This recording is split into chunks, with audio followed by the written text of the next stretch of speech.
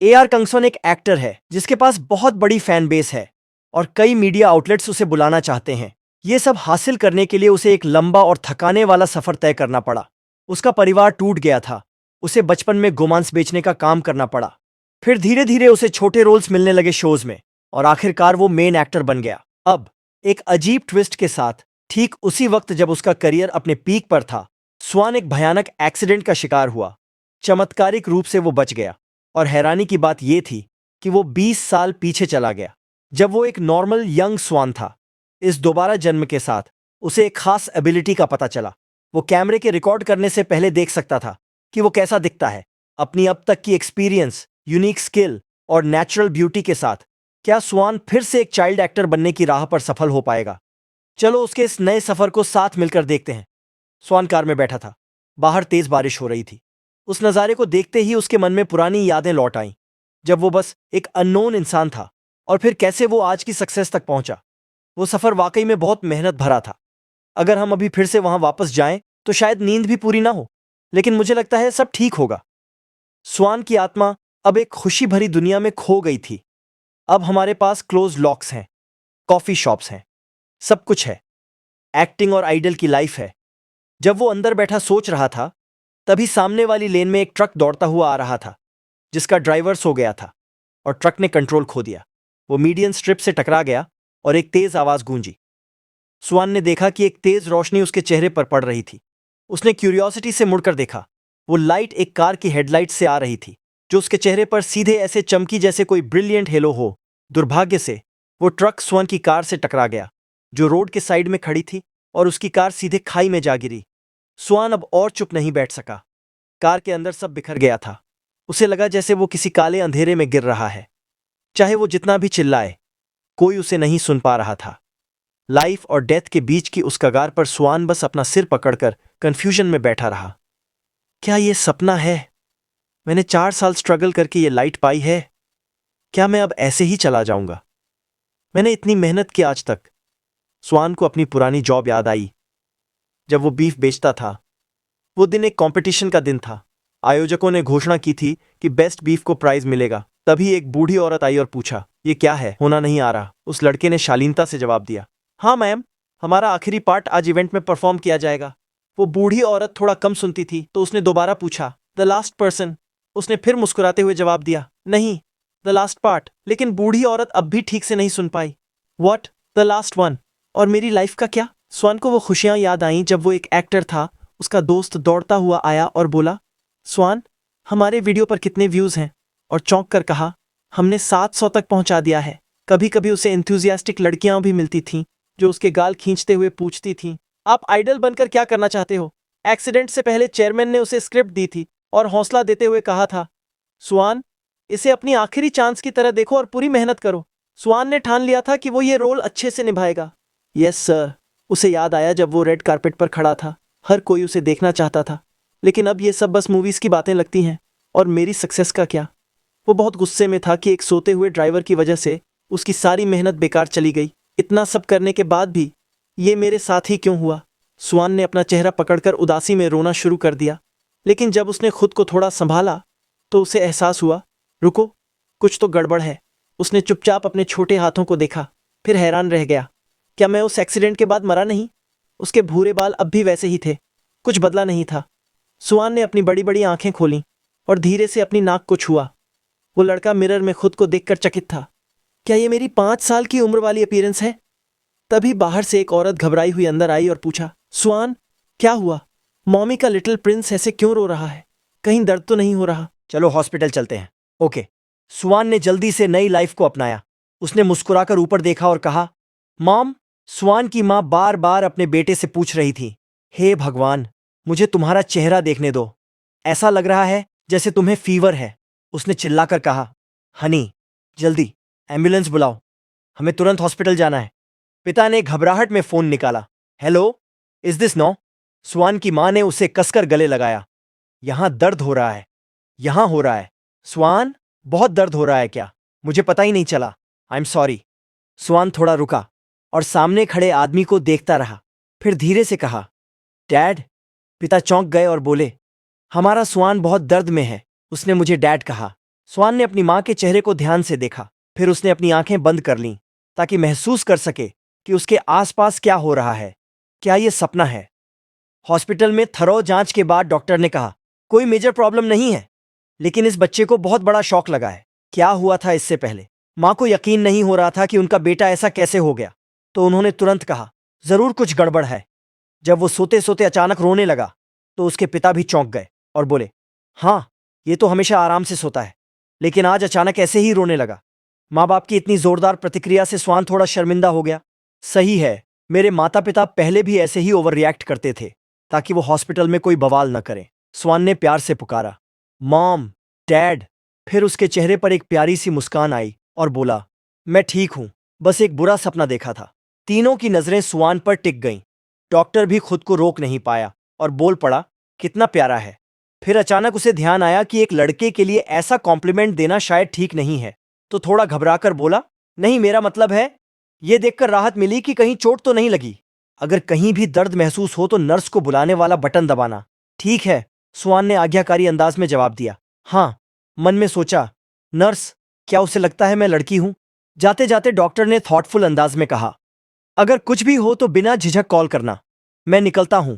स्वान चुपचाप बैठा उस कॉम्प्लीमेंट के बारे में सोचने लगा। अजनबी के मुंह से भी ऐसा सुनना।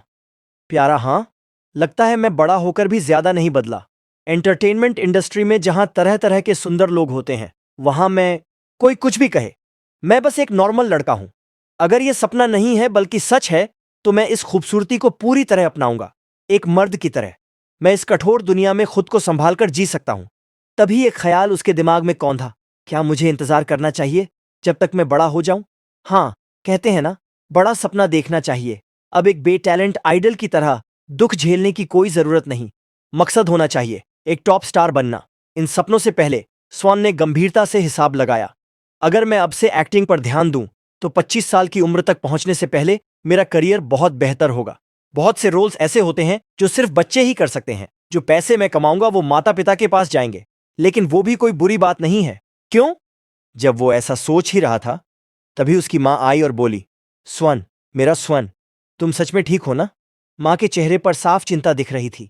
पिता भी कम चिंतित नहीं थे। भले ही दर्द हो, वो बोल सकता है। स्वान ने दोनों को देखा और अपने पुराने दुख भरे समय को याद किया। और शायद हमारा वो टूटा फूटा घर भी अब बदल सकता है। उसे यकीन हुआ, इस बार वो सब कुछ बदल पाएगा। अगर उस धोखेबाज का नाम मिटा दिया जाए तो उसके माता पिता को भी एक नई जिंदगी का मौका मिलेगा। बहुत संभावनाएं हैं। अचानक उसने पलटकर अपनी मां को गले से लगा लिया, फिर मुस्कुराया और दिल से बोला, मैं ठीक हूं, बहुत शुक्रिया माम। उसका बेटा इतना आज्ञाकारी देखकर मां की आंखों में चमक आ गई। सुआन की बात सुनकर उसकी मां बहुत खुश हुई। उसने प्यार से सुआन का सिर सहलाया और बोली, मुझे भी बहुत प्यार है तुमसे, मेरे छोटे राजकुमार।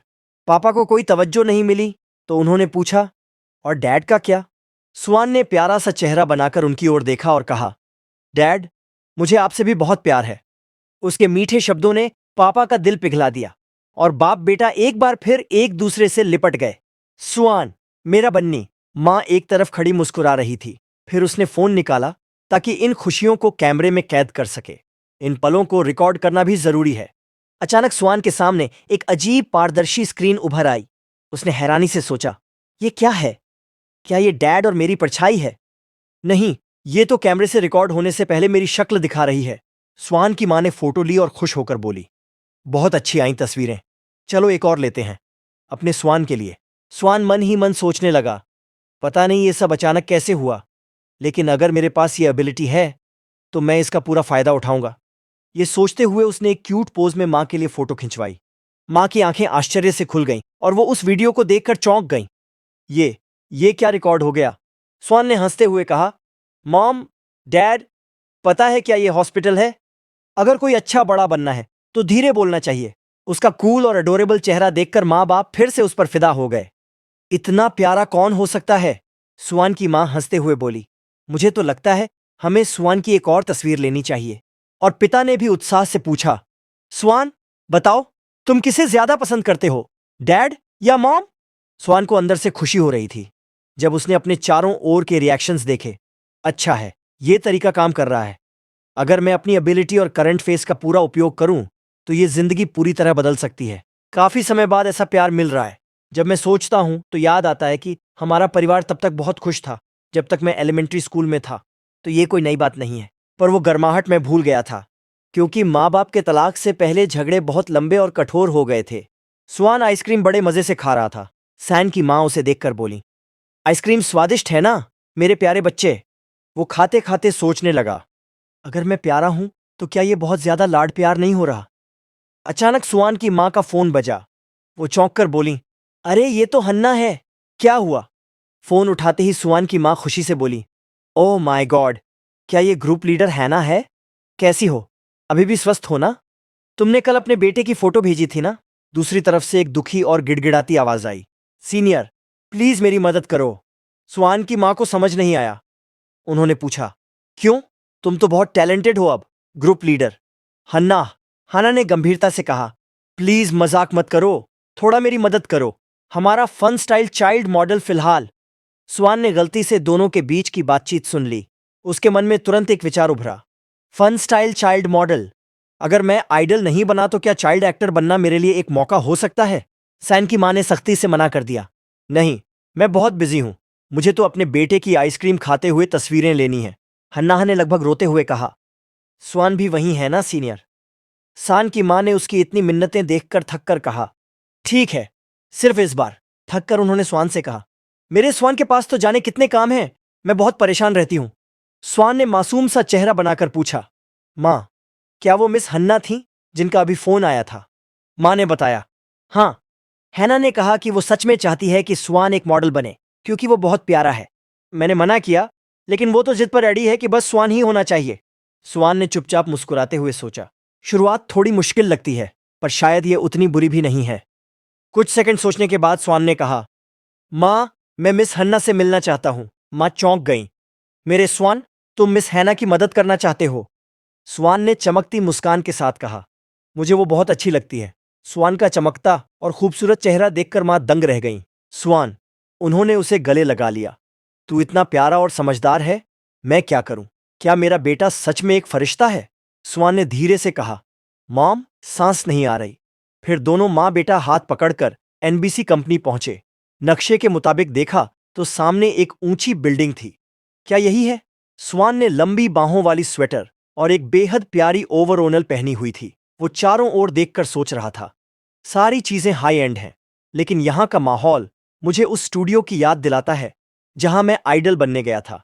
जैसे ही हैना ने स्वान और उसकी मां को देखा, वो खुशी के मारे रो पड़ी। सीनियर, मैं तो आपका इंतजार ही कर रही थी। वेलकम। वो बहुत ही अपनापन दिखाते हुए स्वान से बात करने आई।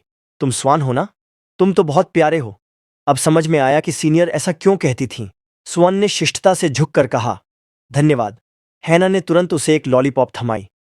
वो मुस्कुराई और बोली, ये बच्चा तो बहुत ही शालीन है, क्या तुम्हें कैंडी खाना पसंद है। स्वान ने हाथ आगे बढ़ाए और मासूमियत से कहा, हाँ। इसके बाद वह चुपचाप एक जगह बैठकर कैंडी खाने लगा और माँ और मिस हैना की बातचीत सुनने लगा। हैना कह रही थी, फिर तुम जानती हो उस औरत ने क्या कहा। उसने कहा, कम से कम 50,000 वॉन दो, तभी वो अपने बेटे को भेजेगी। जब मैंने कहा कि थोड़ा बात कर लें तो उसने साफ मना कर दिया और कहने लगी कि उनके पास और काम है। सैन की माँ ने जिज्ञासा से पूछा, तो फिर तुमने कितना दिया। हैना ने गुस्से में जवाब दिया, 1.5 लाख वॉन।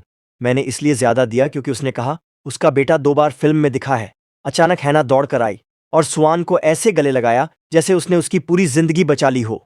वो बोली, लेकिन अब हमारे पास स्वान है, ऐसा लग रहा है जैसे हैप्पी एंडिंग मिल गया। सैन की माँ ने तुरंत उसका हाथ झटक दिया और कहा, मेरे बेटे से दूर रहो, तुम्हारे कीटाणु उस तक पहुंचेंगे। हैना हक्की बक्की रह गई। सीनियर, क्या आपकी नजरों में मैं कीटाणु हूं। सैन की माँ ने झट से जवाब दिया, कीटाणु नहीं, वायरस। हैना चिल्लाई, सीनियर। और फिर दोनों औरतों के बीच बहस छिड़ गई। तभी एक सख्त चेहरे वाला आदमी कमरे में आया। उसने गुस्से में दरवाजे पर हाथ पटका और दांत पीसते हुए कहा, कब तक टालते रहोगी, बहुत झंझट हो गया, जल्दी से फोटो खींचो और काम खत्म करो, ठीक है। कमरे में एक अजीब सी तनावपूर्ण हवा फैल गई। स्वान उस डरावने आदमी को देखकर धीरे से सिसक पड़ा। पहली बार शेड्यूल है और ऐसा फोटोग्राफर मिला है। जब वो मेकअप टेबल पर बैठा था, स्टाफ उसकी तारीफ करते नहीं थक रहे थे। हे भगवान, स्वान के बाल कितने मुलायम हैं, बस हल्का सा छूते ही ये हल्की वेव्स बन जाती हैं। और स्वान बहुत शांत बैठा है, काम करने में कोई दिक्कत नहीं कर रहा। शायद उसके बालों की वजह से ही। मेकअप आर्टिस्ट ने भी कहा, बस हल्का सा पाउडर लगाया है और देखो कितनी क्यूट लग रही है। तुम क्या खाते हो भाई? स्वान ने तुरंत जवाब दिया, धन्यवाद। मेकअप पूरा होने के बाद बारी आई कपड़े पहनने की। स्वान ने अपने कपड़ों को छूकर महसूस किया, थोड़ा असहज लग रहा था, पर फिटिंग सही थी। उसने सोचा, ये कपड़े जैसे मेरे लिए नहीं, पर यह नया आउटफिट उसे और भी ज्यादा आकर्षक बना रहा था। देखो तो सही, ये कपड़े तो बिल्कुल भी बच्चों जैसे नहीं लग रहे। थोड़े असहज होने के बावजूद स्वान ने खुद से कहा, कोई बात नहीं, मैं ये काम अच्छे से करूंगा। मैंने पहले भी कुछ बार मॉडलिंग की है, लेकिन बच्चों के कपड़े अलग ही दुनिया है। स्वान ने खुद को भरोसा दिलाया, अगर मैं इंस्ट्रक्टर को फॉलो करूं तो सब ठीक रहेगा।